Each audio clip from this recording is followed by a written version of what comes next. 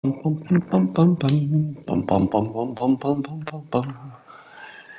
everybody. Yes, I'm a little bit late today. Life got in the way. Sorry it took me so long to get here, especially when things are heating up with Iran. I feel like I can't go away for one morning, leave the world to run itself. My God. So once everybody gets back in here, we're going to have the little thing I like to call the simultaneous sip. I know some of you are addicted and you didn't want to wait, but you waited and it's going to pay off. Here's the payoff. Grab your cup, your mug, your glass, your stein, your chalice, your tankard, your thermos, your flask, your vessel of any kind. Fill it with your favorite liquid. It's still the morning where I am, so I'm having coffee. Join me now for the simultaneous sip.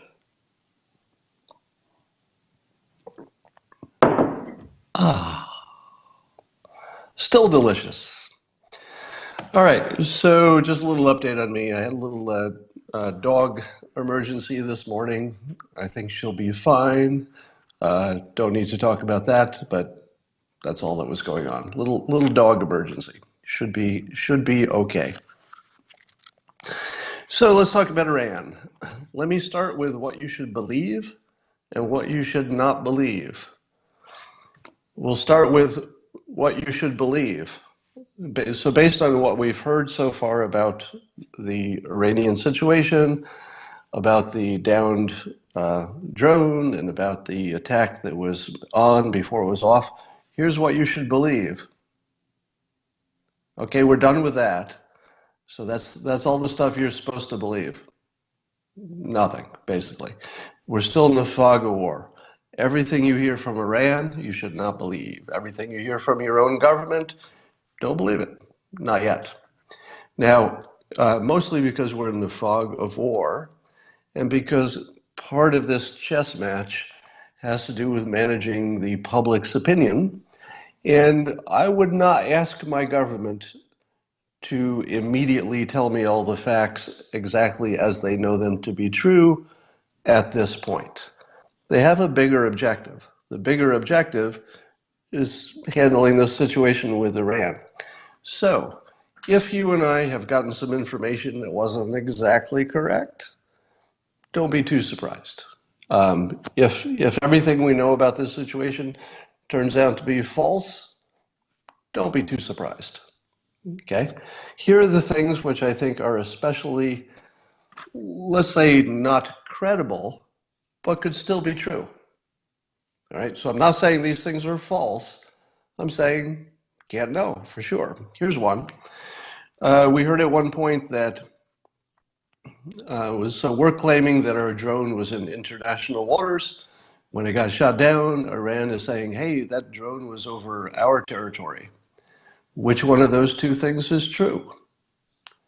Well, we don't know. But one of the possibilities is that it was over Iranian territory.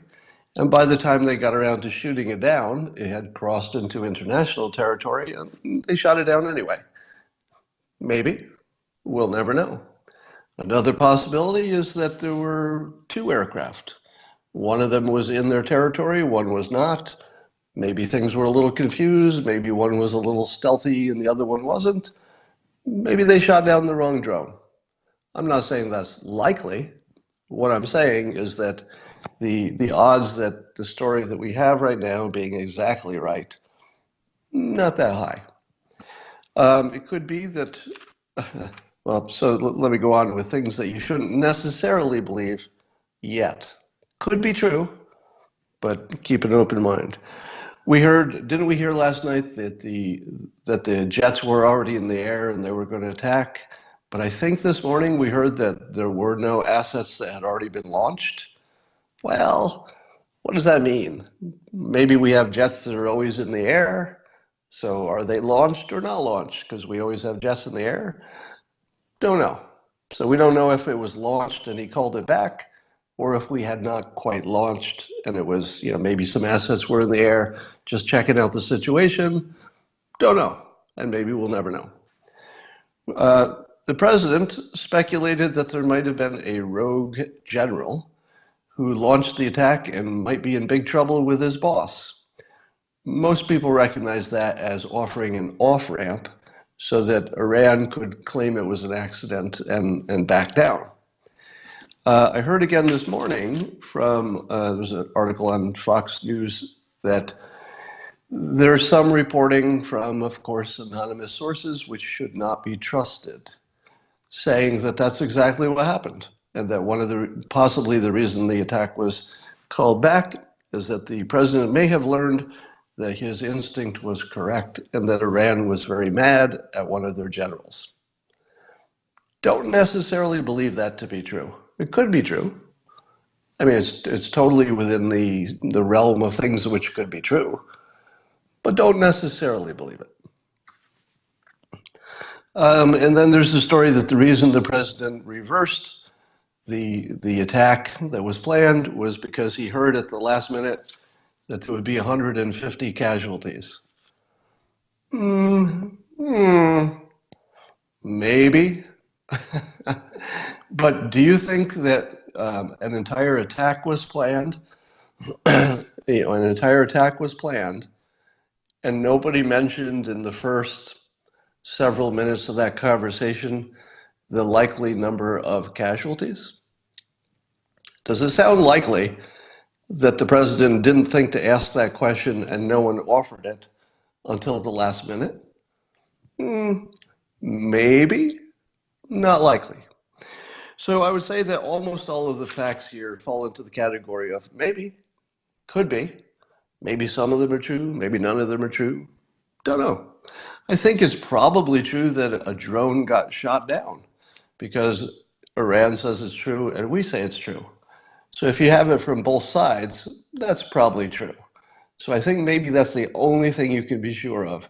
We had a drone, they shot it down. We both say that. All right, let's talk about the interesting things. The first thing you have to know is that we probably tested their defenses, right? And we did it for free. So we tested their reaction to an imminent attack, which they probably would have had some sense of what things we are likely to attack.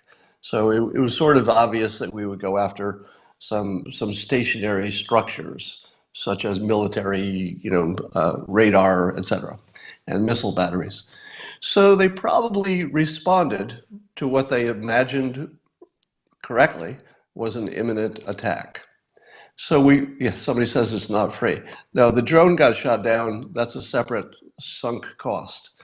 Can't get that back. But once the drone is gone and you can't get it back, you have a new set of decisions that are not based on that cost that you can't get back. That's in the past now. But we had an option to threaten an attack and see how they responded. Here's another way that they may have responded. Do you think that the Ayatollah slept above ground yesterday? Do you think that the Ayatollah was just in his Ayatollah headquarters sleeping in his normal bed last night? Probably not. Probably not. He probably spent the night in a bunker, and maybe the last few nights. It's possible that we threatened enough military action so that we could observe where he went.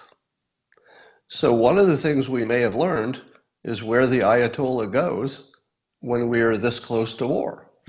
So we don't know how much we learned out of this exercise, but you have to at least keep the possibility open that we either did what we did to find out how they would respond without the intention of going through with it, which would also explain how it leaked like crazy. Did you notice all the leaking? It was just like this giant sieve of leaks telling them that we almost attacked but changed our mind at the last minute. Maybe that's what happened. Or maybe it was always intended to be an almost attack. Because if you stage an almost attack, look at the benefits you get. Number one, you test their responses.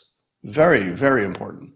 Because it weakens them and it tells them, oh crap, they know exactly what we're going to do because they just saw it. They watched it themselves. They know exactly what we do when we're this close to an attack. Number two,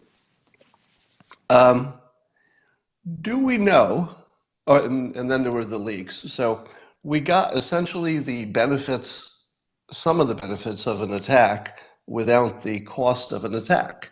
It didn't cost us money to attack, and it didn't cost us lives, and it did not make things worse. Here's what it did. And what you're seeing is a replay of the Kim Jong-un play that ultimately succeeded in getting talks going. Here's the part that nobody but me will describe to you in detail. 2 weeks ago, when the Ayatollah thought about military action, it was a concept. It was a concept. Hey, military action, wow, that would be bad. I sure don't want that. It was a concept. When Kim Jong-un was talking about, building his nukes and threatening the United States, the idea of war was sort of a concept. President Trump took that concept and with 3 words, fire and fury, as somebody's saying in the comments, he turned it real. Kim Jong-un had to spend however many days it was imagining himself dying in a ball of fire along with everybody he loves and everything he cares about. He had to live with that as a reality. So he had to imagine every day looking out the window and seeing the nuclear fireball coming toward him until he evaporates. He had to imagine hearing the screams of his loved ones as they die. President Trump gave that gift to Kim Jong-un of that vivid, this is happening right away. This is real now. Kim Jong-un responded exactly like somebody should respond. Let's talk. And that produced, at least at the moment, something that looks a lot less dangerous. Last night, the Ayatollah was probably in a bunker, and probably his whole family was not. I don't know what kind of family or loved ones or lovers or best friends he has.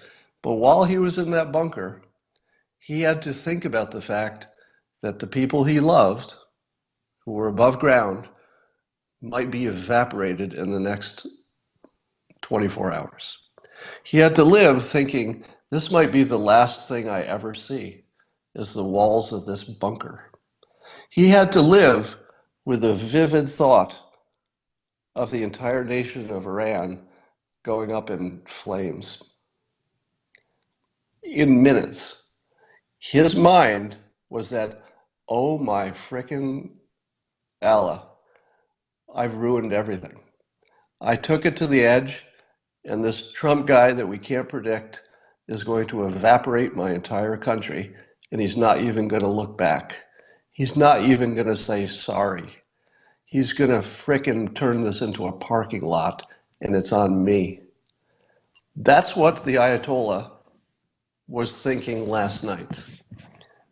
Am I wrong? Now, I'm not a mind reader, but it seems safe to say that if you're the leader of a country and you took it to the edge, and then it looked, at least for a number of hours last night, it looked like you had gone beyond the edge and you had destroyed your entire country, killed everybody you care about, and doomed yourself to the last hours of your life in a bunker, like Hitler. That's what he had to live with yesterday, courtesy of the most persuasive president we've ever had. Now, the president, by creating, let's say, the narrative, because we don't know what's true and what isn't, and at this point, I'm not sure that's important, because we do have a war of ideas that's happening, all right? This president, by saying, I called it back because there would be 150 casualties, what do you make of 150 casualties? Well, if we said that 150 people were going to die in the country of some mortal enemy, we might say that's acceptable because we're getting rid of nuclear weapon risk, and it's somebody else's citizens that are dying, etc. But what do you make of it if you're a citizen of Iran and you know that this is a top priority for the United States? You know that Iran just shot down your very expensive drone, and you know that your government is talking about ramping up their nuclear program, sort of hinting at that very directly. But then the president of the United States says, I called it back because I wasn't willing to let, wait for it, 150 citizens of Iran who we love suffer for it. Think of that message. You're a citizen of Iran, and who knows how much news gets through, but I think they have VPNs and they have ways to get news into Iran, even though their internet is restricted. The citizens of Iran just learned, no exaggeration, what's coming now is not an exaggeration. They just learned that the President of the United States cares more about their lives than their own leader. True? That's not an exaggeration, is it? Because one of those leaders decided to not injure those Iranian public. The other leader is injuring them every day. He's starving them with bad policies. He's bringing them into wars with other places. He's doing everything you could do to make the average citizen of Iran worse off. The President of the United States just took sides. The President of the United States just took sides with the public. Think about it, all right? It's very powerful. At the same time, the president has given Iran an off-ramp. By floating this idea that there could be a rogue general, he's allowing Iran to say, yeah, that's what it was. It was a rogue general. Yeah, we didn't mean this to happen. He has set the stage for negotiations for the first time. We've never been here before. We've never been to this exact place where we went up to the edge of war and the President of the United States said, I'm going to protect your citizens better than you are. Let's talk. It's big. This is really big. Now, the other possibility that you can't rule out is that the president got a phone call last night. He might have gotten a phone call. Maybe we'll never know. But we can imagine that there are things we don't know about this whole situation. One of the things that could have happened is that Vladimir Putin might have picked up the phone. Putin might have said, holy crap. Look, I know we got our problems, but nobody wants a war with Iran. Not good for Russia, not good for the United States, not good for Iran, not good for the Middle East, not good for anybody. I will do something for you that I wasn't willing to do before. What is that? We don't know. Could be working more productively in the Middle East. Could be talking Iran out of their nuclear program. Could be anything. Or, as somebody's saying in the comments, the next thing I was going to say could be President Xi. China could have picked up the phone and said, holy crap, hold on. We can do something about this that we have not offered before. We'll put a little more pressure on them. We'll cooperate with the sanctions a little better. Just don't do this. Maybe. You don't know. But here's the thing. We don't know if any phone calls like that came in. Or how about Israel? What if it was Israel? What if Israel called up and said, look, I know you want to do this. We've been talking, we would love to put some more pressure on Iran. But if you pull back, you will be compatible with the message from Netanyahu for the past year or so. And Netanyahu has been saying, we love the people of Iran. We want to help you. We want to help you with desalinization. We want to help your economy. You just have to do something about your government.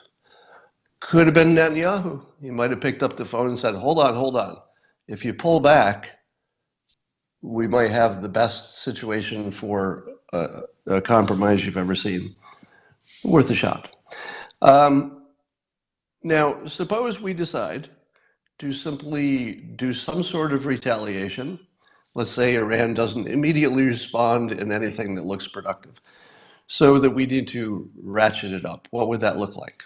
What would it look like if we ratchet it up? Well, we could find maybe something to bomb that didn't have any people. I don't know, maybe something that just costs them a lot of money, but we already have the sanctions on. So I would think the cleanest thing to do is just figure out a way to ramp up the sanctions. Now, I imagine that there are allies and frenemies of ours that are breaking the sanctions, and we could put the pressure on them more than we have. Now, say, for example, hypothetically, China or some other country had been not, let's say, not abiding by the sanctions. Now, a week ago, they could have kept cheating and cheating, and we could have said, stop it, stop it, stop it, and nothing would have happened. Because they don't care about stopping it. We're talking, it's just talk. But now, war is on the line. China doesn't want a war in Iran. So now you say to China, look, here's the deal. And I think you can tell we're not bluffing.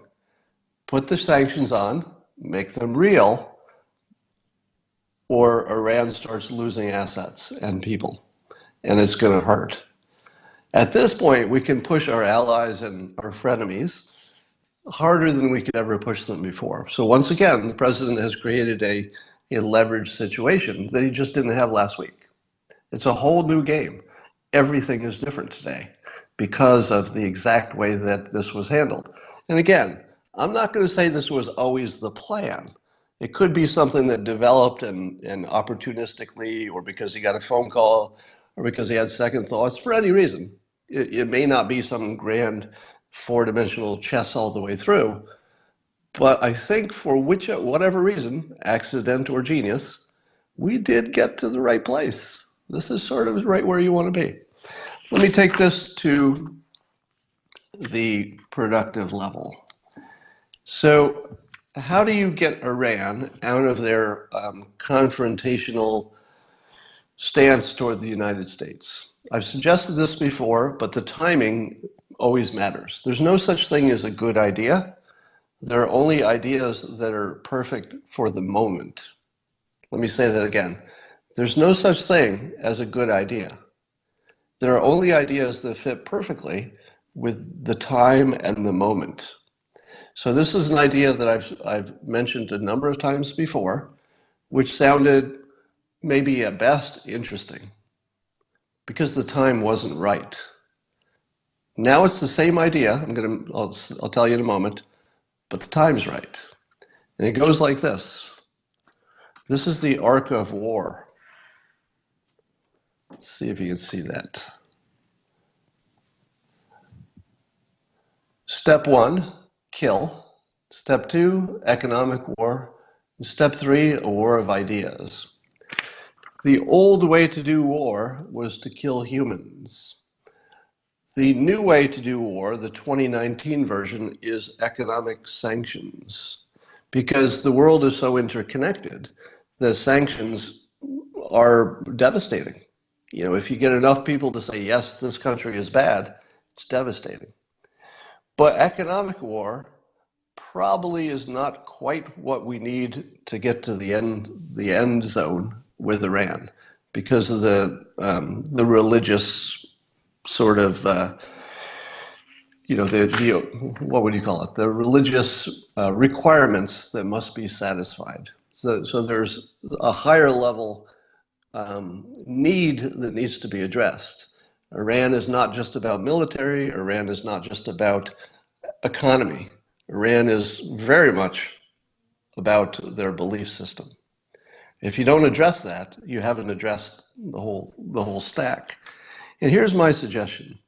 I think we should challenge Iran directly to a war of ideas.